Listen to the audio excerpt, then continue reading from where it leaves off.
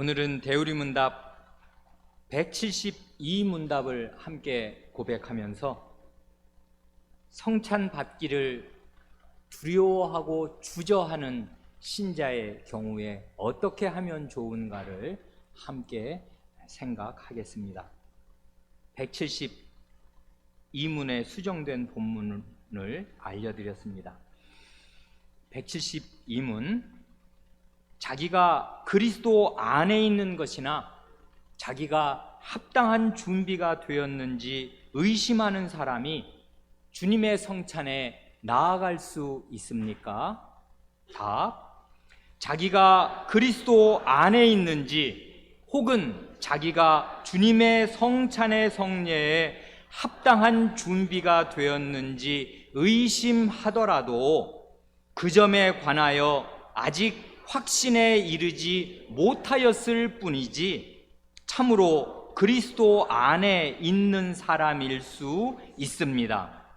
그가 그리스도 안에 있지 아니하는 것을 두려워하는 마음을 정당하게 갖는다면 하나님이 판단하실 때에 틀림없이 그 사실을 소유하고 있어서 그리스도 안에서 발견되고 불의에서 떠나기를 진실하게 갈구합니다. 그 경우에 연약하고 의심하는 그리스도인이라도 구원받을 수 있게 약속들이 주어졌고 또한 이 성례가 제정되었으므로 그는 자신의 불신을 애통하며 의심이 해소되기를 힘쓸 것입니다. 그렇게 함으로써 그는 주님의 성찬에 나올 수 있고 또 나와야 하며 그리하여 더욱 강건함을 얻을 것입니다.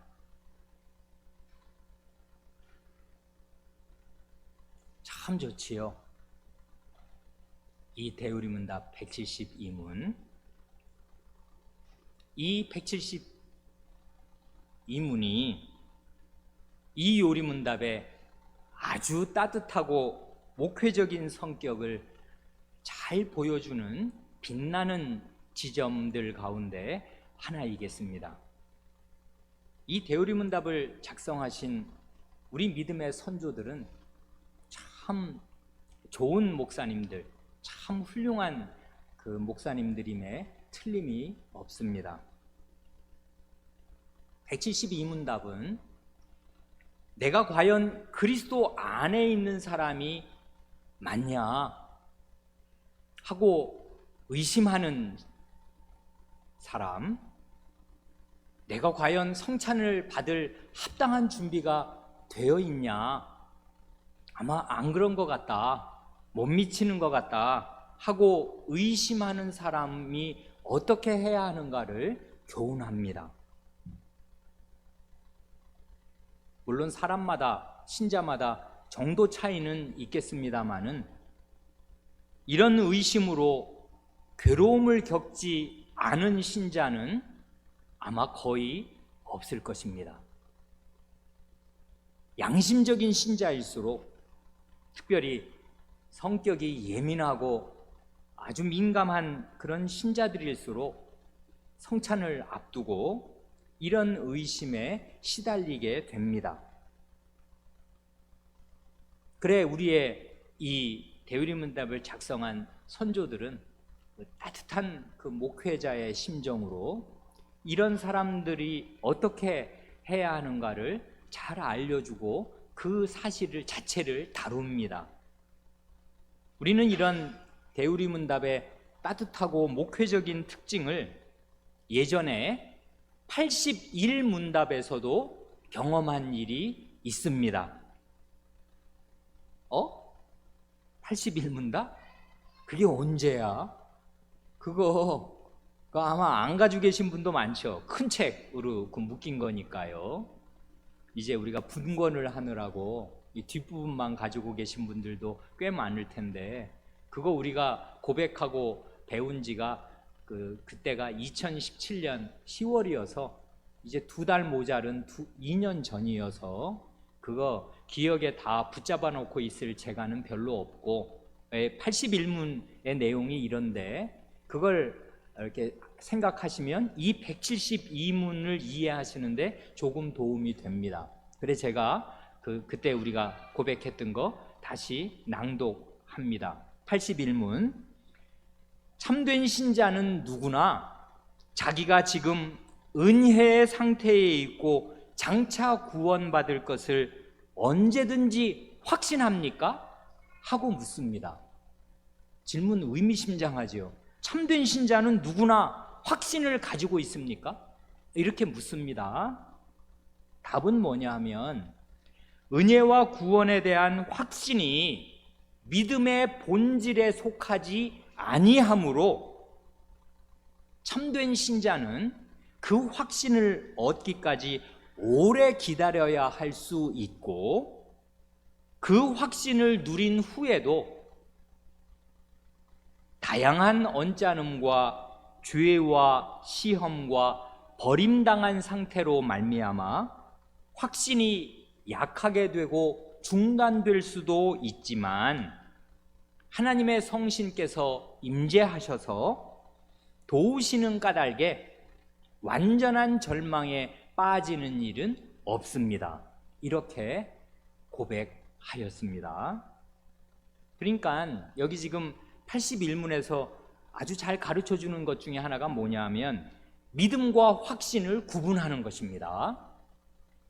맨 첫 마디가 그거잖아요. 은혜와 구원에 대한 확신이 믿음의 본질에 속하지 않기 때문에 믿음의 본질은 따로 있는 것이고 확신은 따로 있는 것이다, 이 얘기입니다. 확신이 꼭 믿음의 본질에 속하지는 않는다 하는 것이에요. 그래, 그럼 확신은 뭐고 믿음은 뭐야? 이런 이제 의문이 당연히 생길 수 있겠습니다. 중요한 것은 이 확신이 구원의 본질, 믿음의 본질에, 그러니까 내가 구원받은 것을 확신했냐 못했냐 하는 요 확신의 유무가 믿음의 본질에 속하는 게 아니다 하는 것입니다. 이런 걸 구별하는 것은 우리 신자가 양심의 평안을 얻는데 상당히 중요합니다. 요긴하다고요, 이게. 그래, 확신이 있으면 좋기는 참 좋습니다. 왜냐하면 그 웨스트민스터 그 신앙고백서 18장이 은혜와 구원의 확신에 대하여 이거든요. 거기 3절을 따르면 확신의 열매들을 쭉쭉쭉 설명해 줍니다. 열매는 단물이 나오는 것들 아니에요. 맛있고 영양가가 있는 것이니까요. 열매는 참 좋은 것인데 우리가 먹는 과일들이 다 열매 아닙니까? 이 확신의 열매가 뭐냐면요, 마음의 평안과 기쁨을 누립니다. 당연하겠죠. 이 믿음의 확신이 있으면, 구원의 확신이 있으면 마음이 평안하고 기쁨이 있단 말이에요. 그리고 하나님께 대한 사랑과 감사가 넘치게 됩니다. 그러겠죠. 날 이렇게 구원해 주신 걸 내가 확신하게 되니까 감사하고 기쁨이 있게, 하나님을 사랑하는 마음, 감사하는 마음이 넘치게 됩니다. 그리고 나면 넘치는 힘과 기쁨으로 순종을 할 수 있게 됩니다. 그러니까 아주 힘있게 순종하고요, 기쁜 마음으로 하나님의 뜻에 순종한단 말이에요. 확신이 있으니까. 그러니까 우리는 이렇게 매가리 없이 비리비리하게 살 것이 아니고 이 신앙의 확신, 믿음의 확신을 가지고 살기를 힘써야 하고 확신이 있기를 우리 하나님 아버지는 바라십니다. 그러나 말이에요, 다 이렇게 우리가 이렇게 확신의 상태에 늘 우리 인생길에서 예수님 믿고 난 뒤에 이렇게 확신의 상태에 늘 거하는 것은 아닙니다. 그래, 우리 웨스트민스터 신앙고백서 그 18장 그 3절이 그 확신의 열매가 뭐냐, 그런데 그 4절에 가면 이렇게 또 친절하게 어느 경우에 확신에서 떨어지게 되나 이런 것들을 가르쳐 줍니다. 이렇습니다. 참된 신자들이라도 구원의 확신이 여러 가지 방식으로 흔들리거나 약해지거나 혹은 중단될 수 있습니다 합니다. 여러분이 참된 신자들이라도요, 참된 신자 맞을 것입니다. 그러더라도 이 확신이 흔들흔들하고요, 어떨 때는 강했으나 지금은 또 약해지기도 하고요, 심지어 확신이 딱 끊겨요. 확신이 없어지는 것입니다. 그럴 수도 있습니다. 어느 때 그러냐? 그게 이제 우리한테 궁금할 텐데, 이런 경우들에 그렇습니다. 즉, 확신을 보존하는 일에 태만한 경우, 게으름이 첫째 원인입니다. 이런 확신은 잘 유지 보존해야 되는데, 게으르게 되면 은혜의 방도들을 부지런히 사용해야 되는데, 그렇지 않으면 확신이 흔들리거나 약해지거나 심지어 중단될 수도 있다, 그것입니다. 또는 양심을 상하게 하고 성신을 근심케 하는 어떤 특별한 죄에 빠진 경우, 죄 말이에요. 자기 양심에 분명히 알고 있는, 그거 해서는 안 되는데 그런 죄를 저질러서 자기 양심을 해치고 성신, 자기 안에 계신 성신님이 그러면 내 안에 들어와 계시는데, 사실은 고의적인 그런 죄를 지으면 성신이 이 안에 사실은 좌불안석이죠. 있을 곳이 없게 되는 것입니다. 그러면 성신께서 근심하게 되십니다. 이건 뭐 다윗의 범죄의 경우에 현저하지 않습니까? 자기 양심으로 아는데, 그리고 십계명이 명백히 가르치는데 그런 죄를 짓고 말았습니다. 그렇게 되면 확신 없어지는 것입니다. 무슨 확신이요? 구원의 확신 없어지는 것이에요. 다윗이라도. 또는 어떤 급작스럽고 격렬한 시험에 떨어진 경우, 이럴 수도 있습니다. 이건 자기가 죄를 지은 건 아닌데, 무슨 죄를 지으려고 그렇게 그 유혹에 빠졌든지 자기 죄된 욕심을 행한 건 아닌데, 갑자기 시험이 닥쳐가지고요, 거기에 그냥 떨어졌어요. 예를 들면 베드로 사도 경우에 예수님 돌아가시던 날 그렇게 된 거 아니에요? 자기 그렇게 될 줄을 그 전날까지 알았습니까? 아이, 죽어도 나는 그렇게는 안 한다. 예수님을 부인한다고? 그럴 수야. 내가 그럴 리가. 절대로. 이렇게 했습니다. 그리고 진짜 칼도 휘둘러 봤다는 거 아닙니까? 죽기 살기로 한번 싸우려고, 붙어보려고 해본 것입니다, 이 양반. 그랬는데요, 바로 그 뒤에 격렬하고 급작스러운 시험에 뚝 떨어졌습니다. 그래서 정말 이게 망신창이가 됐단 말입니다. 이런 경우에 확신 없어요. 그렇게 되고 나면 내가 무슨 확신, 예수님 다 부인해 버렸는데 이건 뭐 이게 회복될 수가 있나, 불안에 떨게 될 것입니다. 또는 이게 아주 신비한 일인데요, 마지막의 경우에 이런 것도 고백합니다.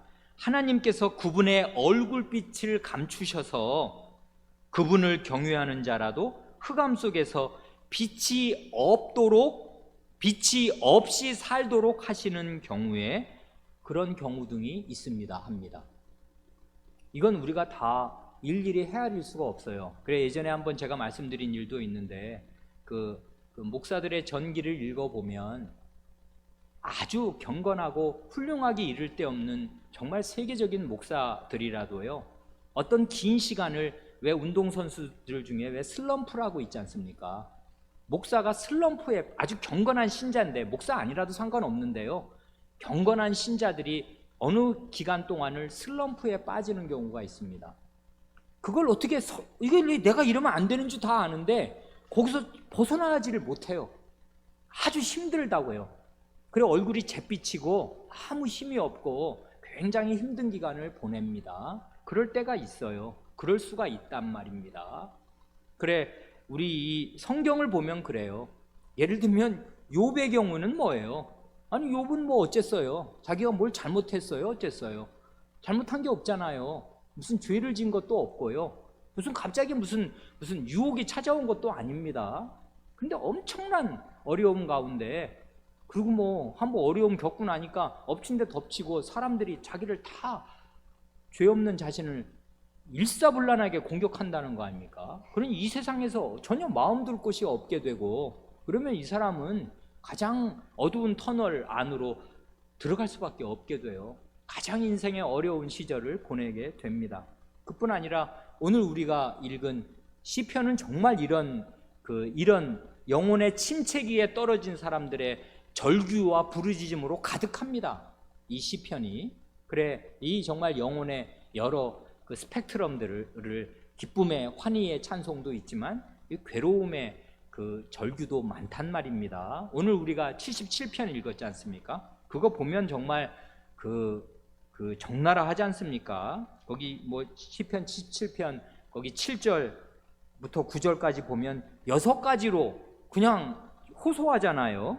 주께서 영원히 버리실까? 하나님이 나 이거 영원히 버리시는 거 아니야? 다시는 은혜를 베풀지 아니하실까?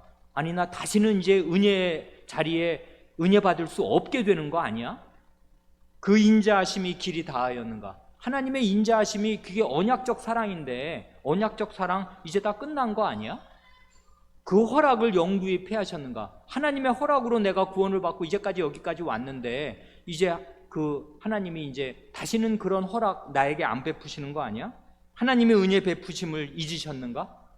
하나님이 나에게 이제 내가 누구누구 아무에게 은혜 베풀어야겠다 그런 거 까맣게 잊고 계신 거 아니야? 노하심으로 그 궁유를 막으셨는가? 나에게 분노하시는 나머지 불쌍히 여기시는 거 그런 마음을 딱 틀어 막으시는 거 아니야? 아니 이렇게 고백을 한다고요. 이게 정당한 신자의 고백이고 성경 말씀 아니에요. 이제는 이렇게 될 수가 있고 이렇게 신자라도 고백할 그런 때가 있습니다. 이런 때는 영혼에 엄청난 침체기 아니에요. 그러니까 우리 인생, 우리 마음도 깊고 인생도 깊어요. 이게 단순간에 뭘 뭐 한두 개 배운다고 착착 그 배운 대로 정리되는 거 아니고요. 이런 어떻게 일일이 다 헤아릴 수 없는 이런 이제 굴곡들을 우리가 거쳐서 신앙생활을 하게 됩니다. 그러니 이제 우리의 이 웨스트민스터 신앙고백서를 작성한 우리의 선조들은 확신을 잃어버리게 되는 때들, 이러이러한 경우로 본인이 게을렀든지 아니면 뭐 죄를 지었든지 아니면 뭐 시험에 빠졌든지 아니면 원인을 몰라. 근데 하나님께서 이렇게 표현할 수 있는 하나님께서 얼굴빛을 가리십니다. 햇빛이 안 비쳐. 그러면 그냥 암흑천지 아니에요. 영혼에 그런 때가 있을 수가 있다 이것입니다. 원인을 잘 몰라요. 하나님이 왜 그러시는지. 그런데 하나님께서 아니 그건 하나님의 은혜라고요. 하나님이 햇빛이 늘 비춰야만 되는 것입니까? 이게 하나님의 의무예요? 아니에요.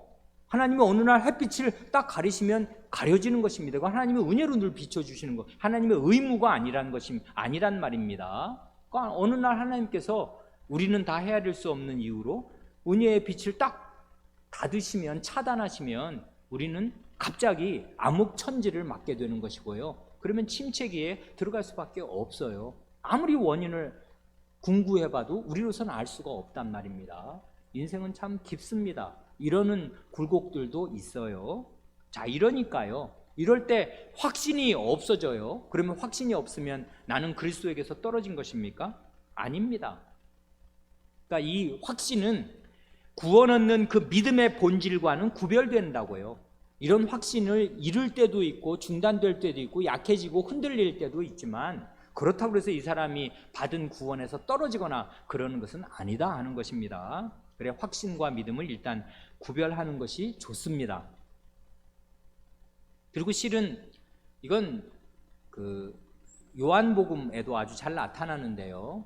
그 왜 요한 사도가 복음서도 쓰고 서신서도 쓰고 묵시록도 쓰고 뭐 그런 사람 아닙니까? 그 요한복음도 썼고 요한 1, 2, 3서도 쓰고 나중에 그 요한계시록 그 묵시에 관한 그 중요한 예언서도 남기지 않습니까? 그런데 이 요한 사도가요, 그 복음서를 쓴 목적과 서신서를 쓴 목적이 이렇게 거칠게 말하는 것이 허용된다면 이렇게 말할 수도 있는데 복음서를 쓴 목적과 서신서를 쓴 목적이 조금 다릅니다.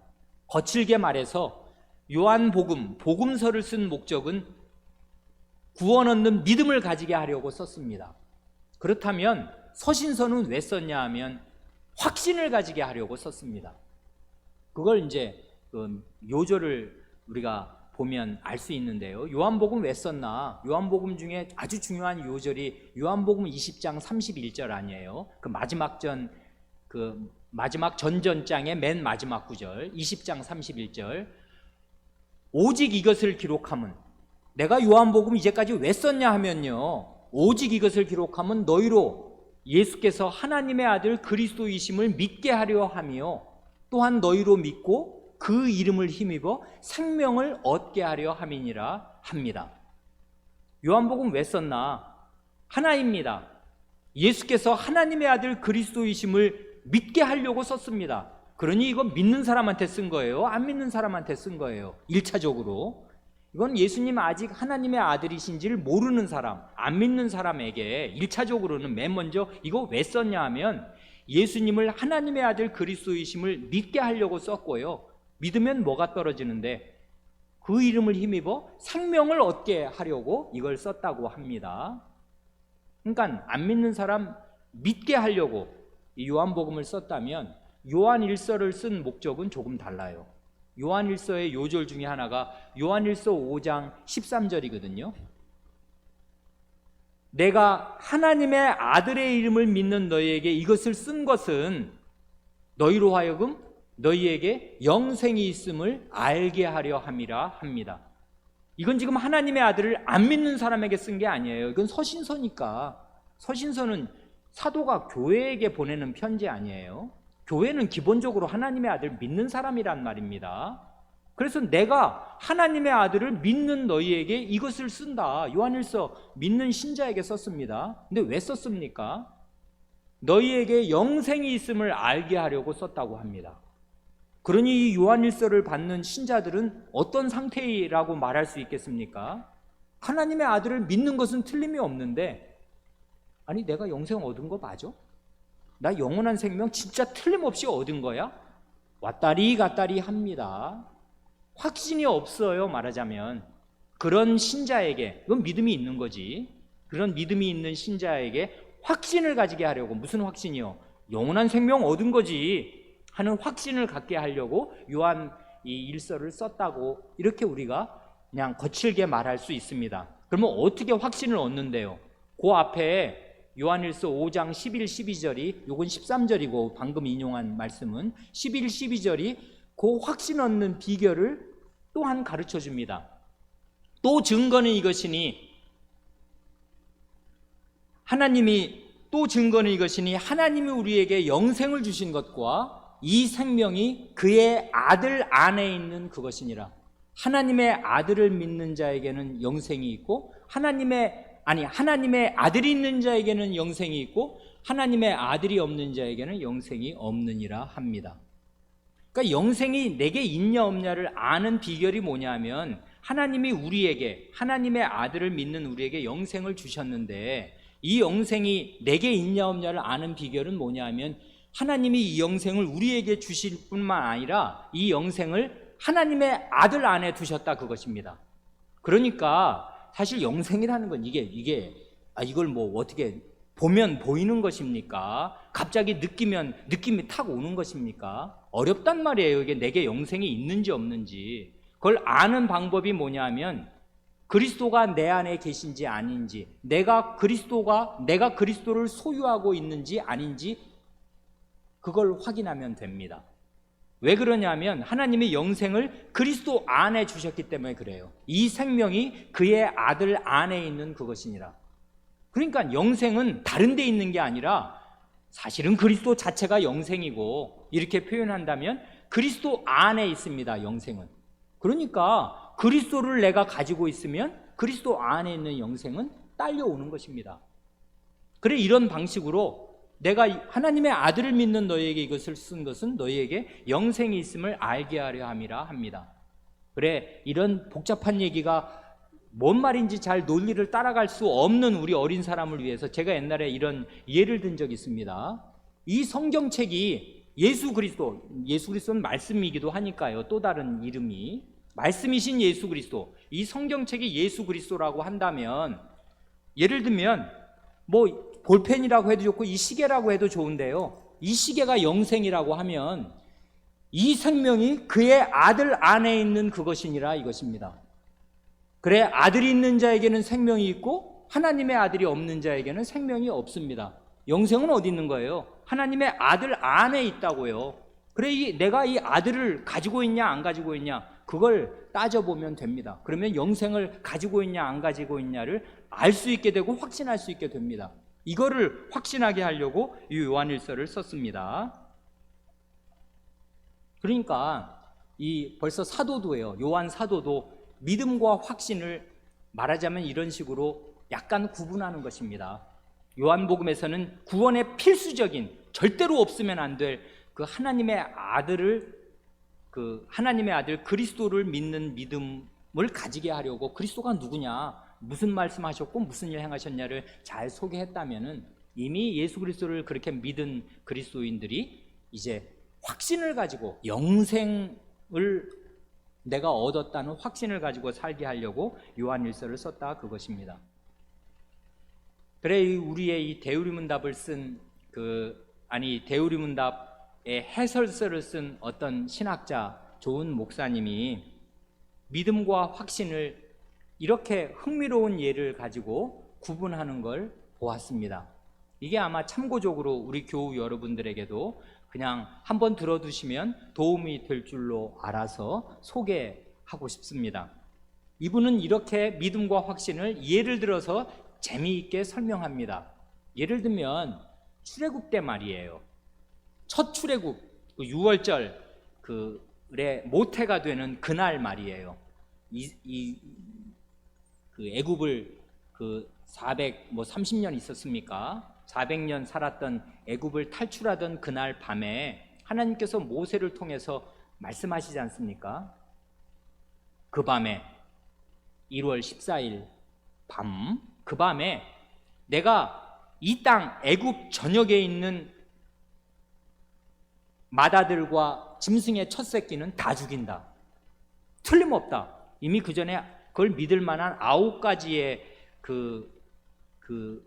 이적들이 베풀어진 뒤입니다, 지금. 그러니까 이걸 안 믿으면 이건 정말 불신자예요.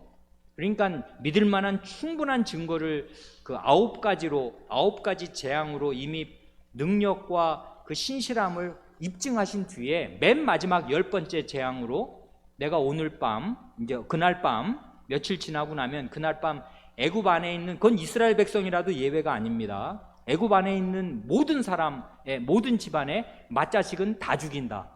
그리고 짐승의 첫 새끼도 다 죽인다.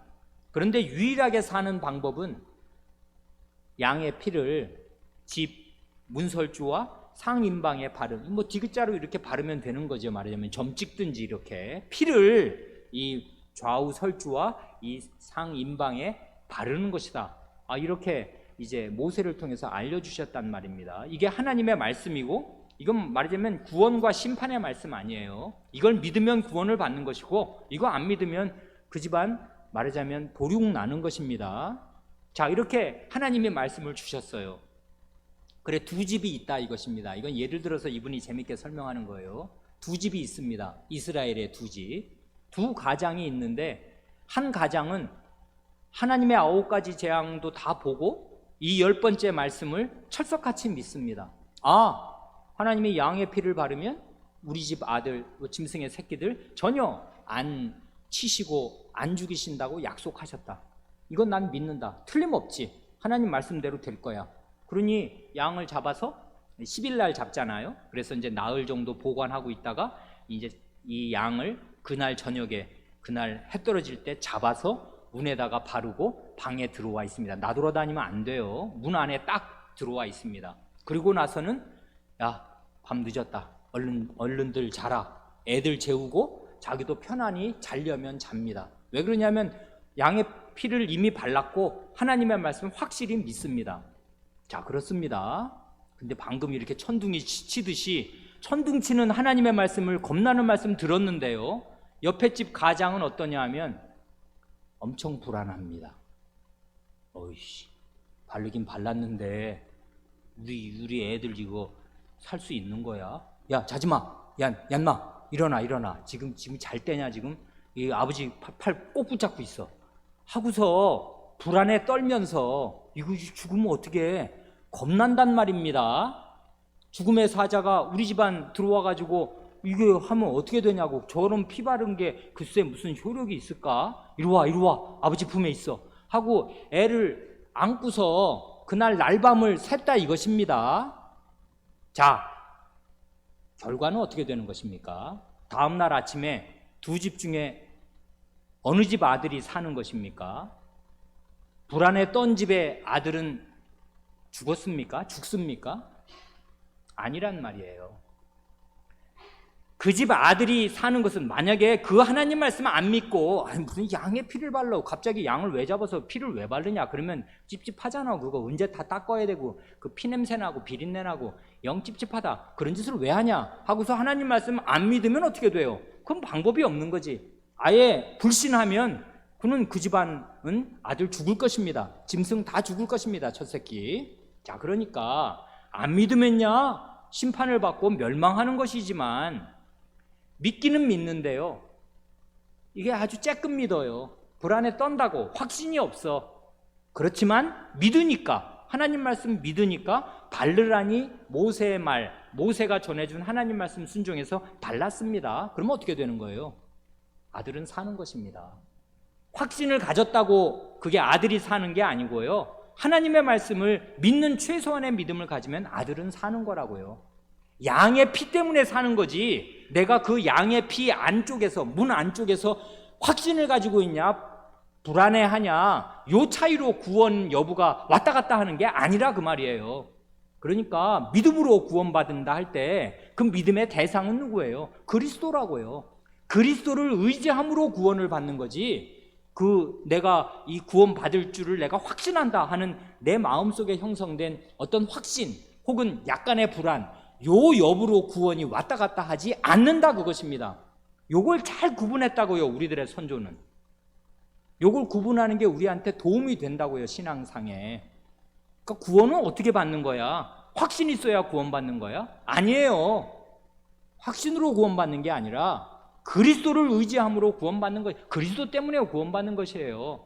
그러니까 그리스도를 의지하고 믿으면 설령 내 마음이 좀 불안하고 남들처럼, 누구처럼, 모세처럼 확신하고 담대한 마음을 가지고 있지 못하더라도 구원받는다, 그것입니다. 그래, 이렇게 이제 확신이냐 믿음이냐를 조금 개념상 구분하면 이게 머리로 이해가 잘 될 뿐만 아니라 우리 사는 데에도 양심의 평안을 얻는데 다소 도움이 됩니다. 이제 우리 172문답으로 옵니다. 여기선 지금 그 얘기를 하잖아요.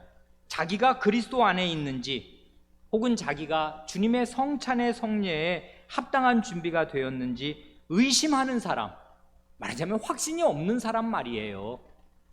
왔다리 갔다리 해, 믿음이 흔들흔들해. 이런 사람이 주님의 성찬에 나아갈 수 있는가, 이걸 묻습니다. 답은 뭐예요? 한마디로 성찬상에 그런 의심하는 사람이라도 나아갈 수 있고 나아가야 한다, 그것입니다. 근거가 뭐예요? 근거가 중요한데요, 그렇게 의심하는 사람이라도 성찬상에 나아갈 수 있는 근거는, 그런 의심이 든다고 해도 그 점에 대해서 아직 확신에 이르지 못하였을 뿐이지 참으로 그리스도 안에 있는 사람일 수가 있다, 그것입니다. 이게 근거예요. 그리스도가 근거라고. 그 사람이 그런 의심이 있다고 해도 양의 피를 발랐어. 그래서 이미 양의 피 바른 문 안에 있어, 이 사람은. 그러니 문 안에서 벌벌 떨고 있어 지금. 그렇지만 양의 피의 효력은 이미 나타나고 있고 확실한 것입니다. 그리스도 안에 있는 사람일 수가 있어요. 그래, 성찬에 나올 수 있냐 나올 수 없냐의 결정적인 관건은요, 한마디로 확신이 있냐 없냐의 차이가 아니고요, 그리스도 안에 있냐 그리스도 밖에 있냐, 이것입니다. 그리스도 안에 있냐 없냐, 요 차이가, 요것이 성찬에 나올 수 있느냐 없느냐를 결정하는 유일한 잣대예요. 그러니까 그리스도 안에 있냐 없냐를, 요걸 다른 말로 하면 뭐냐면 그게 바로 믿음이 있냐 없냐, 그것입니다. 그리스도를 나의 주와 구주로 의지하는 그 믿음, 그게 겨자씨만 해도 말이에요. 우리의 믿음 사실은 따지고 보면 다 겨자씨만 합니다. 아니, 겨자씨만도 못해요. 그러나 그 그리스도를, 겨자씨가, 여러분 겨자씨 보셨어요? 제가 보여드릴까요? 이렇게 하면 됩니다. 여러분 볼펜 가지고 계시죠? 이렇게 점 한번 딱 찍고 이 점을 보면 그게 겨자씨예요. 꼭 그렇게 생겼습니다. 저는 봤어요, 겨자씨. 이 볼펜 딱 찍으면 그게 겨자씨라고요. 그만합니다. 우리 믿음 요만 못하다고 주님이 말씀하시잖아요. 너희 믿음이 겨자씨만한 믿음이라도 있으면 산을 들어서 바다에 던지우라 하여도 그대로 될 것이다. 그러니 우리가 그 겨자씨만한 믿음이라도 있다면 그 믿음, 그리스도를 의지하는 알량한 겨자씨만한 믿음으로 우리는 성찬상에 나와야 하고 나올 수 있습니다. 그럴 때 이게 충분한 답이 된 건 아니거든요. 왜 그러냐면 아니 그런 겨자씨만한 믿음이 있냐 없냐를 어떻게 내가 분별하냐? 이렇게 묻는다면 우리의 대우리문답을 작성한 선조들은 아주 지혜로운 분 아니에요.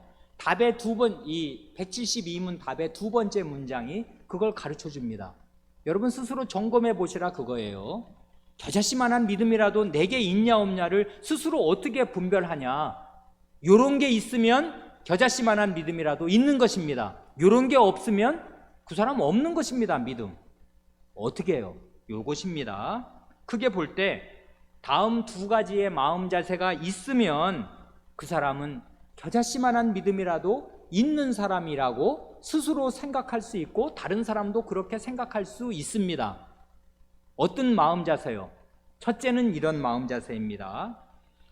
믿음이 있는 사람이라면 자기가 그리스도 안에 있지 아니하는 것을 두려워하는 마음을 가지고 있습니다. 이 말 잘 이해되십니까? 이건 사실 좀 역설적인 거라고요. 역설적인 거라고요. 반대 논증이라고요. 그러니까 이걸 거꾸로 뒤집어서 생각하면 이런 것입니다. 최소한의 구원을 얻을 만한, 성찬상에 나올 만한 최소한의 겨자씨만한 믿음도 없다면 어떻게 되냐면 그런 사람은 자기가 그리스도 안에 있지 아니하는 것을 두려워하지도 않습니다. 왜냐하면 안 믿는 여러분 심지어 가족들 중에 친척들 중에도 안 믿는 분 있지 않습니까? 그런 사람은 자기가 그리스도 안에 있지 않은 것을 두려워합니까? 왜요? 뭐 하려고 그걸 두려워해? 참 세상에 겁날 것도 많고 두려워할 것도 많네. 그게 뭐가 두려운데? 이렇게 생각한다고요. 왜요? 믿음이 없으니까. 최소한의 믿음도 없는 사람은 자기가 그리스도 안에 있지 않게 될까봐 겁내는 일이 없다 이 말이에요. 그러니까 거꾸로 내가 그리스도 안에 지금 있는 거 맞아? 이렇게 좀 전전긍긍하면서 겁을 낸다면 그 사람은 왜 겁내냐 이거예요. 믿음이 있으니까 겁을 내는 거지. 믿음이 그리스도를 의지하는 믿음이 있는데 그게 자기가 볼 때도 충분하지는 않거든. 약하거든. 그러니까 이거 내가 그리스도 안에 이거 있지 않은 거 아니야? 나 이거 그리스도 밖에 있는 거 아니야? 그리스도 밖에 있으면 큰일인데 하고서 그걸 두려워한다 이거예요. 그렇게 두려워하는 그것을 보면 이 사람은 그리스도 안에 있는 사람일 가능성이 아주 높다 그것입니다. 이렇게 반대 논증을 하는 거라고요. 이건 솔로몬의 유명한 재판 같은 반대 논증이지 않습니까? 솔로몬의 그 유명한 재판이 있잖아요. 창녀 둘이 신생아를 두고서 이게 서로 내 아이래. 그런 싸우는 그 재판이 있잖아요. 아니 왕이면 뭐 그걸 알아요. 요즘 같으면 야 금세 알지. 좀 기다려. 혈액 채취해. DNA 검사해보자. 이러면 답 딱 나옵니다. 근데 옛날에는 그걸 할 수가 있나. 뭐 생긴 거 보면 압니까? 몇 년이라도 지나면은 엄마 얼굴 닮은 거 보고 좀 이렇게 근사치라도 나올 텐데 얘는 신생아라고요. 둘 다 자기 애래. 아니 이러니 이걸 어떻게 왕이 알아요? 그걸 어떻게 봤어? 어쨌어? 누구 애인지 어떻게 아냐고. 그랬더니 잘라라 그 애. 반으로 갈라라. 이 칼 가져오라 그래가지고 갈르라 그런단 말입니다. 그러니 그 진짜 엄마가 아닌 그 창녀는 좋아. 어차피 내 아이도 죽었고 그래. 속셈이 못됐지 않습니까? 신보가. 다른 옆에 있는 그 동료 창녀의 애 가지고 행복해하는 그걸 보기 싫다 이것입니다. 그래 갈라 반씩 나누자. 이렇게 되는데 진짜 엄마는 마음이 불안해져 가지고 그 꼴은 내가 못 본다. 차라리 내 아이로 안 사는 한이 있어도 얘는 살려야겠다. 그런 마음이 움직이는 거를 딱 보니까 진짜 엄마 누구인지 알게 됐더라 이거 아니에요. 그러니까 위기 상황이 딱 왔을 때 엄청 마음이 불안해져. 한 여자는 하나도 안 불안해. 불안할 게 뭐야? 내 아이가 아닌데. 요렇게 되면 요건 진짜 엄마 아니고, 마음이 엄청 불안해지는 게 요게 진짜 엄마다. 요게 그 유명한 솔로몬의 재판 그거 아닙니까? 그거랑 약간 비슷하게요. 경우는 다르지만 그리스도 안에 있냐 없냐는 게 애 죽이는 것보다 더 큰 문제란 말이에요. 그리스도 밖에 있으면 어떻게 되는 거야? 지옥 가는 거지. 그러니까 그게 두려워 떤단 말입니다. 왜 두려워 떨어? 진짜 그리스도 안에 있는 믿음이 있는 사람이니까 두려워 떠는 거지. 그게 뭔 줄 아니까. 이렇게 반대 논증을 하는 것이에요. 우리 대의문답을 작성한 목사님들 굉장히 지혜로운 분들입니다. 저는 이거 보면서 이건 솔로몬의 재판하고 아주 비슷한 지혜인데 어떻게 이렇게 해서 그 연약한 신자들의 마음을 붙들어 주려고 하냐? 이건 진짜 좋은 목사님들이네. 탄복합니다. 두 번째 마음은 뭐냐면, 내가 참된 겨자씨만한 믿음이라도 내게 있냐 없냐를 따져볼 때 첫째로는 그리스도 안에 있지 않은 것을 두려워하는 그런 마음이라도 있냐, 그런 걸 보는 것이고요. 두 번째는 뭐냐면 최소한의 믿음, 구원 얻을 최소한의 믿음, 겨자씨만한 믿음이라도 있는 사람이라면 자기가 그리스도 안에서 발견되고 불의에서 떠나기를 진실하게 갈구한다 이것입니다. 이런 마음의 소원이 있어요. 아까는 두려움인데 이번에는 소원입니다. 어떤 소원이요? 그리스도 안에 있게 되기를 진실로 원합니다. 이 사람 그리스도 안에서 발견된다는 말이 그런 거잖아요. 내 위치 어디 있어? 그리스도 밖에 있어? 이렇게 넌 그리스도 밖에 있는, 이 서클 밖에 있는 사람이야. 그럼 나 끝장이다. 겁나고, 그래서 나는 요 원 안으로, 그리스도 안으로 들어와서 나는 그리스도 안에 있는 사람이다. 그리스도와 관계를 맺은 사람이고 그리스도께서 나를 아신다. 요런 상태에 있기를 난 진짜 원한다. 그게 내 소원이다. 진실한 소원. 요러냐 이거예요. 그 사람 마음이. 정말 그렇게 원하십니까? 물을 수 있어요, 목사가. 그리고 옆 사람이라도, 아내나 남편이라도, 혹은 자기 자신의 마음으로라도 나 정말 그러기를 정말 바라나 내가? 그럴 수 있고요. 또 하나가 중요한 시금석이 뭐냐면 불의에서 떠나기를 진실하게 갈구하는 것입니다. 이게 거룩한 삶을 추구하는 소원이라고요. 나 더 이상 이런 죄를 짓고 죄를 즐기면서 살고 싶지 않다. 나는 이 불의에서 떠나기를 바란다. 그런 소원이 있냐 그거예요. 그러니까 그리스도 안에 있기를 바라는 소원하고 죄에서 떠나기를 원한 소원하고는 같이 가는 것입니다. 여러분 기찻길이 이 두 기둥으로 쭉 이어져 있는 건 다 아시잖아요. 하나만 있으면 안 되잖아요. 바퀴가 두 개니까 이 두 줄이, 기찻길은 늘 두 줄로 연결되는 거지. 그런 것처럼요, 그리스도를 믿기를 원하는 사람은 그리스도가 왜 죽었는데, 내 죄 때문에 죽었는데 그 죄를 계속 짓고 살기를 바라면서 그리스도 안에 있기를 바라나? 도둑놈 심보이고 그런 일은 되지 않을 것입니다. 그런 소원은 성취될 수 없습니다. 그러니까 그리스도 안에서 발견되기를 원하는 사람이라면 거룩한 삶을 소원해야 하고 불의에서 떠나기를 소원해야 합니다. 이 소원은 같이 가는 거예요. 구원과 성화는 결국은 하나입니다. 둘은 같이 가야 돼요.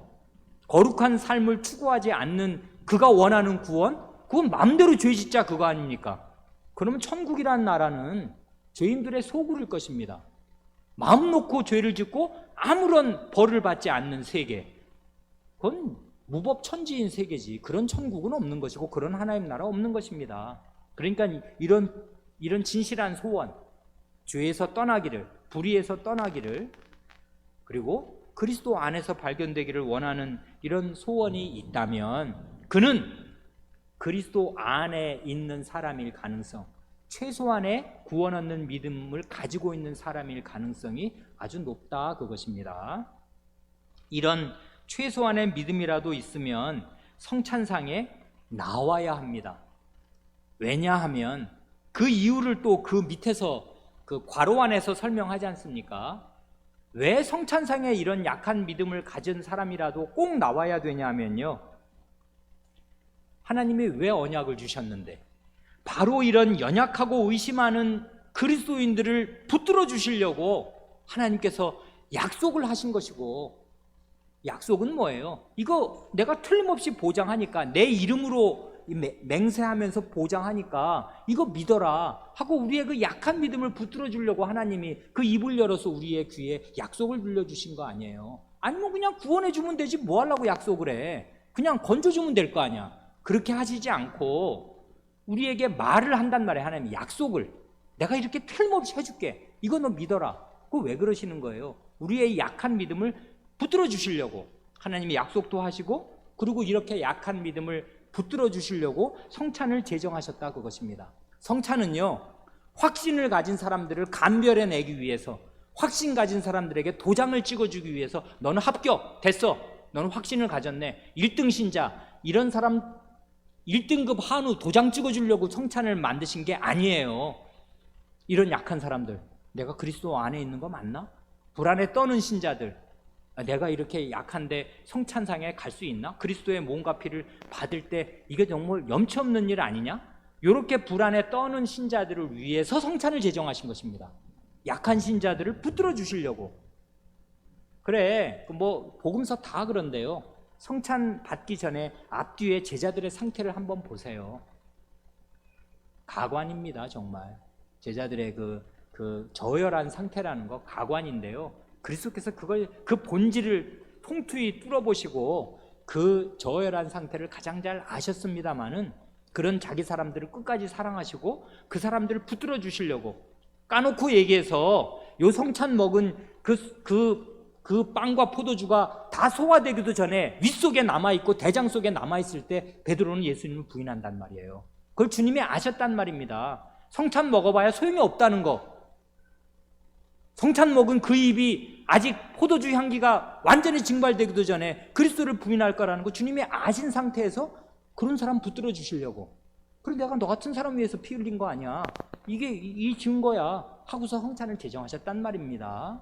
그러니 이런 연약한 신자를 위해서 성찬을 제정하셨으니, 그런 약한 믿음을 가진 신자라도 성찬상에 나와야 한다, 그것입니다. 여기까지만 말하면 엄청 안심되고 좋잖아요. 우리 목사님들은 정말 훌륭한 목사님들입니다. 이렇게 신락 같은 최소한의 믿음이라도 있으면 성찬상에 나올 수 있다고, 그래서 아이고 다행이다, 그러면 이제는 안심이네, 망고 땡이네 하고서 그런 자리에 계속 머물러 있으면 안 된다, 그것이에요. 그래서 그 다음 말을 하지 않습니까? 그는 자신의 불신을 애통하며 의심이 해소되기를 힘써야 한다 합니다. 그런 자리에 계속 있는 게 잘하는 일이냐고요. 본인에게도 불행이고 교회 가족에게도 불행이고 교회에도 불행입니다. 본인이 결코 마음에 그 항구적인 평안, 지속적인 평안을 누릴 수 없을 것입니다. 그런 상태에 계속 있으면 성찬 때마다 무한 반복을 해야 되거든. 이것도 나가야 돼 말아야 돼, 양심의 가책, 짓눌리는 거, 거기다가 간신히 이렇게 해서 나갔는데 또 그 모양이고 또 그 모양이고, 이러면 안 된다 그 말이에요. 그러니까 불신을 애통하고요, 야 이런 상태가 정상이 아니다, 좋은 게 아니지, 슬퍼하고 그 자기의 이 의심이 내가 그리스도 안에 있는 거 맞아? 그리고 성찬상에 나아갈 수 있는 거 맞아? 이런 의심이 해소될 수 있기를 힘써야 됩니다. 어떻게 하면 힘쓰는 거, 뭘 힘쓰면 그게 해소되는 것입니까? 은혜의 방도들을 부지런히 사용하는 것이에요. 하나님은 우리에게 요구하시는 건 이거밖에 없잖아요. 하나님을 향한 회개, 그리스도를 향한 믿음. 근데 회개는 어떻게 하고 믿음은 어떻게 갖는 거야? 은혜의 방도들을 부지런히 사용하는 거지. 은혜의 방도는 뭔데? 말씀과 성례와 기도입니다. 이 지금 우리 성찬에 대해서 얘기하고 있는데 성찬 앞뒤로 감싸고 있는 게 뭐예요? 말씀과 기도라고요. 그러니 성찬상에 나아가려고 할 때 이런 불신을 애통하며 의심이 해소되기를 힘쓰면서 성찬상에 나아가려면 하나님 말씀 듣고 읽기에 힘써야 하고요, 기도하기에 힘써야 합니다. 그래 이 정당한 은혜의 방도, 성찬, 성례, 세례와 성찬 앞뒤를 말씀과 기도가 감싸고 있어요. 그러니 말씀과 기도에 힘써야 한다고요. 그래 오늘 우리가 읽었던 그 시편 77편 아까 우리가 뭐 9절, 10절, 11 뭐 이렇게 그 9절서부터 아니 7, 8, 9절에 그 6가지로 그 하나님의 앞에서의 그 느끼는 절망감, 하나님이 나를 버리셨나, 은혜를 안 베푸시는가, 이제 영원히 나는 버림받은 건가, 이런 굉장한 그 괴로움, 영혼의 가장 참담한 괴로움을 토로하는 시인이 12절에 가면 뭐라 그러나요? 11절부터 원래는 그런 거지만 12절을 보면 주의 모든 일을 묵상하며 주의 행사를 깊이 생각하리이다 합니다. 이 사람 지금 그렇게 영혼의 절망감, 맨 마지막 밑바닥에 처해 있는 것 같은 느낌을 주님 앞에 호소하지만 그러면 그냥 거기 주저앉아 있는 것입니까? 아니에요. 이 사람 주의 모든 일을 묵상하고 있습니다. 주님의 행사를 깊이 생각하고 있어요. 그렇게 하겠다고 주님 앞에 지금 토로하는 거지 않습니까? 이게 뭐예요? 이게 지금 하나님 말씀 읽고 생각하겠다고 주님께 기도드리는 거라고, 약속하는 거라고요. 지금 시편은 모두 주님께 드리는 기도 아니에요. 말씀과 기도입니다. 나 지금 하나님 말씀 그 묵상하고 열심히 읽겠다고 주님께 기도하고 있어요. 말씀드리고 있습니다. 말씀과 기도라고요. 이렇게 하는 사람이 성찬상에 확신을 가지고 나아갈 수 있게 될 것입니다. 여기까지 말씀드리면 172문의 내용을 대강 교우분들과 함께 맛보고 즐겼으리라 생각합니다. 이제 목사로서 실제적인 문제 한두 가지를 간단하게 말씀드리고 오늘 말씀을 마치고 싶습니다. 이건 다 우리 교회 안에 있는 문제들이기 때문에 그렇습니다. 스스로 판단해서 말이에요. 이제 우리 벌써 올해 들어서 성찬 3월, 6월 2번 받았고요. 이제 다음 달, 이제 8월이니까 9월 뭐 한 셋째 주나 가면 또 한 번 성찬을 우리가 받고 12월에 마저 받겠습니다. 우리 교회는 대개 1년에 한 4번가량 분기별로 4분기마다 이제 한 번씩 성찬을 받는 셈인데요. 자기 스스로 판단해서 스스로 성찬상에 안 나오는 사람이 있습니다. 이런 일이 교회 안에 실제로 있다고요. 이건 대단히 두렵고 안타깝고 본질을 생각하면 무지하게 이를 데 없는 일이 됩니다. 왜 그러냐 하면 첫째로 이것은 그리스도, 하늘과 땅의 모든 권세를 가지신 그리스도의 왕명을 거부하는 것이에요. 한마디로 정신 나간 일입니다. 그러니까 그 본질을 생각하면 성찬상에 신자가 안 나온다는 거. 왜 그래요? 그리스도가 뭐라고 그러셨는데요? 받으라, 먹으라, 이 잔을 마시라 명하셨습니다. 그리스도가 그거 자기 목숨 걸고 하신 명령이에요. 그러니 뉘라서 그리스도의 어명 앞에서 받으라 하시는데 안 받아, 마시라 하시는데 안 마셔. 어떻게 행동으로 그리스도께 그렇게 그리스도의 어명을 거부하고 거절한단 말입니까? 정신 나간 일입니다. 신자라면 그럴 수가 없는 거란 말이에요. 그렇게 해서는 안 됩니다. 그러니까 이건 다른 모든 걸 제쳐놓고 그리스도의 왕명에 대한 불순종입니다. 신자는 이유 여하를 막론하고 그리스도의 말씀에 순종하는 것이 첫 번째예요. 여기에 자기 목을 걸어야 된다고. 왕이 그리스도의 명령에 순종하지 못하게 하면 왕에게 반역을 하는 게 아니라 나를 죽이십시오. 그러나 그리스도에게 순종해야 합니다. 나는. 이게 신자가 갈 길인데, 아니 누가 뭐 자기 보고 뭐라 그랬나? 아무것도 말리지 않는데 자기 스스로 그리스도의 명령을 거부해. 그리고 그게 살 길이고 구원의 핵심인데 그리스도가 목숨을 걸고 자기 살 찢어진 살과 피를 부어서 명령을 하시는데 그걸 나는 안 해. 이런 어리석은 일은 없는 것입니다. 또한 그렇게 되면 자기 스스로 성찬상에 안 나오게 되면 교회의 치리회를 가볍게 여기는 것이 됩니다. 왜 그러냐면 이 성례라는 거요, 세례와 성찬에 참여하는 그 여부는요, 자기가 결정하는 게 아니라 공적으로 결정되어야 마땅한 거예요. 이건 사적으로 내가 결정하는 게 아니에요. 왜 그러냐면 세례, 여러분 아무리 무지한 사람도 그러니까 이 사람들이 이걸 몰라요. 세례와 성찬은 똑같이 성례 아니에요? 근데 세례를 내가 결정해서 받을 수 있어요? 어느 목사한테 교회에 가서 아무개 목사님, 저 예수님 믿는 거 확실합니다. 나 세례 주시오. 그러면 목사가 네 알았습니다 하고 그 다음 주에 혹은 그날이라도 세례 줄 수 있는 것입니까? 어림도 없잖아요. 세례는 왜 자기 마음대로 못 받습니까? 그냥 물 떠다 놓고 내가 내 머리에 세례하면 세례되는 것입니까? 안 된다고요. 세례는 반드시 이 사람이 세례받을 만한 믿음이 있는가 없는가를 공적으로 확인해서 그걸 그러니까 목사한테 맡기신단 말이에요. 성례는 하나님께서 하나님의 말씀을 가장 잘 그 교회에서 알도록, 다루도록, 가르치도록 명하여서 은사를 주어 세우신 목사에게 이 집행을 맡겨요. 이건 무슨 뜻이냐면 목사를 그 사람보다 높이 세우려는 게 아니라 주님의 뜻에 맞게 공적으로 이 성례가 집행되도록 하시는 게 주님의 뜻이어서 세례 베풀지 안 베풀지를 목사가 결정하는 것입니다. 그 사람 말을 들어보는 것이에요. 그러니까 그 목사도 혼자서 하지 않고 치료회를 소집을 해서 치료위원들과 함께 공적으로 살핍니다. 이 사람 세례 줘야 되냐 안 줘야 되냐.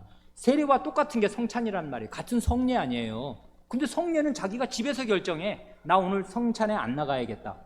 완전히 어리석은 것입니다. 교회 공권력을 무력화시키는 행위라고요. 그걸 왜 자기가 결정해? 교회에 와야지. 교회 목사한테 얘기해야지.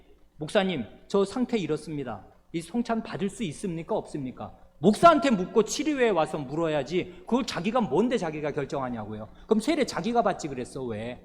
자기 머리에 자기가 뿌리지 그랬어. 세례는 왜 교회에 와서 받고 성찬은 자기가 결정하는 것입니까? 참석 여부를. 자기가 양심에 이번 성찬은 내가 도저히 못 받겠다. 받으면 나 벌 받을 것 같다. 그러면 교회에 와서 자기 죄를 고하고 저 이러이러한 죄를 지어서 성찬상에 못 갑니다. 어떻게 하면 좋습니까? 그러면 교회 공적으로 당신 이러면 성찬 못 받습니다 하고 징계를 해서 공적으로 징계를 받아야 된다고요. 그래서 성찬상에 못 나와야 합당한 것입니다. 그게 교회 정부를 인정하는 태도예요. 존중하는 태도라고요. 하나님이 교회 정부를, 교회 공권력을 그런 자리에 두셨습니다. 세례와 성찬을 합당하게 주님의 뜻대로 행하도록, 그걸 감독하도록 하는 자리에 교회를 두셨는데 그리스도의 왕권도 거부해, 교회의 지휘권도 거부해. 자기가 왕이야. 그런 사람은 자기가 왕입니다. 자기가 하나님이야. 어리석은 일입니다. 그런 사람이 마음에 가지는 생각이 뭐냐면 마음이 엄청 찜찜해서 이번 성찬에는 도저히 못 나가겠다, 그것입니다. 그 마음을 한번 뒤집어 보세요. 그러면 그 전에는 성찬상에 무슨 자격으로 나온 것입니까? 그때는 이러이러한 일도 없었고 이러한 일도 안 행해서 내가 성찬상에 나아갈 자격이 있었다, 이렇게 생각하고 나온 것입니까? 완전한 오산입니다.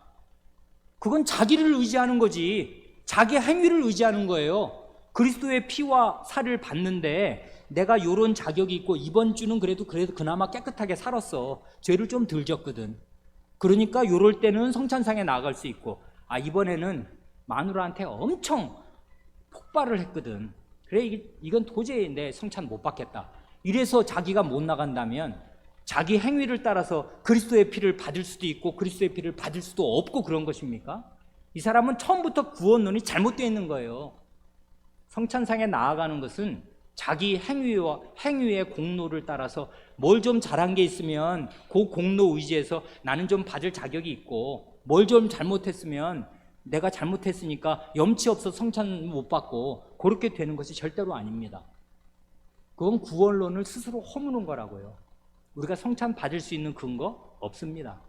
근거는 내 안에 전혀 없어요.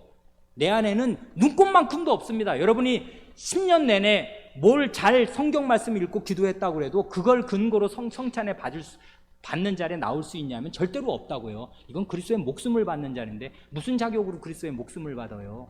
이건 오직 하나님의 사랑과 그리스도의 피 흘리심 그 자체를 그냥 의지하는 거예요. 나는 죄인이야. 이거 없으면 난 죽어. 그리스도 없으면. 난 죄인으로서 그리스도만 의지합니다. 이게 성찬상에 나오는 건데, 아니 이번에 내가 뭘 잘못했다고 성찬상에 안 나와? 그럼 그전에는 뭘 잘했다고 성찬상에 나온 것입니까? 이렇게 되는 것이라고요.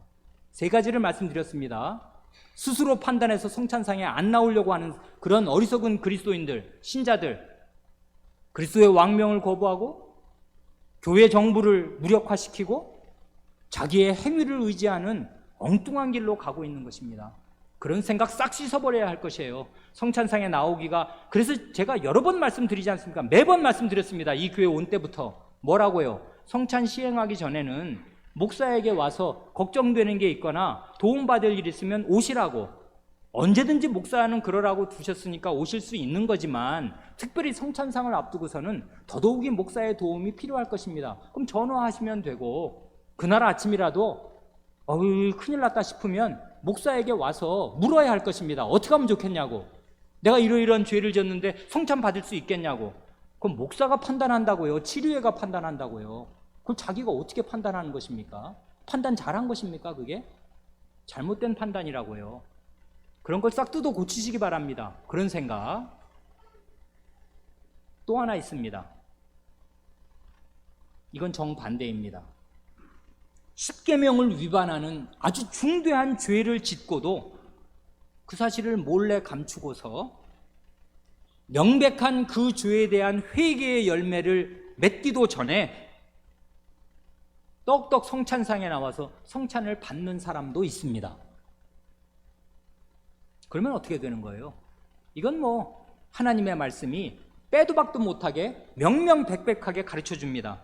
고린도전서 11장 28절 29절, 우리가 모를 수 없는 말씀이 바로 그것입니다. 사람이 자기를 살피고 그 후에야 이 떡을 먹고 이 잔을 마실지니 주의 몸을 분변치 못하고 먹고 마시는 자는 자기의 죄 곧 자기가 받을 심판과 자기가 받을 정죄를 먹고 마시는 것이니라. 그 사람, 그의 죄 확정되었습니다. 그가 받을 판단 확정되었습니다. 왜요? 주님의 몸을, 이 두려운 죄를, 자기 양심으로 어기는 죄를 짓고서도 그걸 그냥 뻔뻔하게 교회 앞에 그 사실을 정직하게 고백하지도 않고 그냥 성찬상에 와, 자기가 받아, 자기가 하나님이지. 그러니까, 그리고 그의 마음속에 가득한 그 위선, 근데 성찬, 이게 신자인데 성찬 안 받으면 어떡하냐? 이 사람들이 나를 뭘로 보겠냐? 어떻게 할 수 없는 거지 잘못했다고 하나님한테 속으로 생각했으니까 회개는 한 거지 하면서 그냥 성찬에 나와 성찬을 받는 것입니다. 그 두려운 죄를 범하고서도. 그렇게 되면 자기가 받을 심판을 먹고 마시게 됩니다. 두려운 일이 됩니다. 그래서 목사는 그러라고 있는 거라고요. 이 성찬상에 나올 때 그걸 판단하라고. 그래, 요 172문과 쌍벽을 이루는 기가 막힌 요리문답이 그 다음 173문입니다. 여기서는 오늘 우리가 살핀 이 문은 두려움에 떨면서 불안해서 성찬상에 못 나오는 사람은 어떻게 해야 합니까? 나와야지 하고 말한다면, 그러면 성찬상에 나오는 것을 소원하는 신자는 다 성찬상에 나올 수 있습니까? 어림도 없지. 그게 173문이라고요. 그걸 누가 판단하냐고요? 교회 치리부가 판단합니다. 왜요? 성찬은 그리스도의 사역 전체를 가장 핵심적으로 담은 가장 중대한 일이기에 이건 공적으로 판단되어야 하기에 그렇습니다. 근데 자기가 원한다고 성찬 받고 싶으니까 가면 되겠지 하고 다 나올 수 있는 게 아니란 말이에요. 어떤 사람, 무지하거나 현저한 죄를 지은 사람은 당신은 성찬상에 나오면 안 된다 하고서 교회 치료회가 성찬상에 나오는 것을 금하는 것입니다. 수찬 정지입니다. 이러는 일들이 있어야 되는데 요즘 그런 일들이 있습니까, 여러분? 요즘 교회들이 이게 상실됐다고요. 173문 없어졌어요, 말하자면. 그래, 그건 다음 주에 우리가 볼 것인데, 오늘은 스스로 판단해서 성찬상에 안 나오는 경우, 그거를 목사로서 말씀드리지 않을 수 없습니다. 그 사실을, 이 성찬에 대해서 잘 생각하시기를 바랍니다. 생각이 깊어지시기를 바랍니다. 기도드리겠습니다.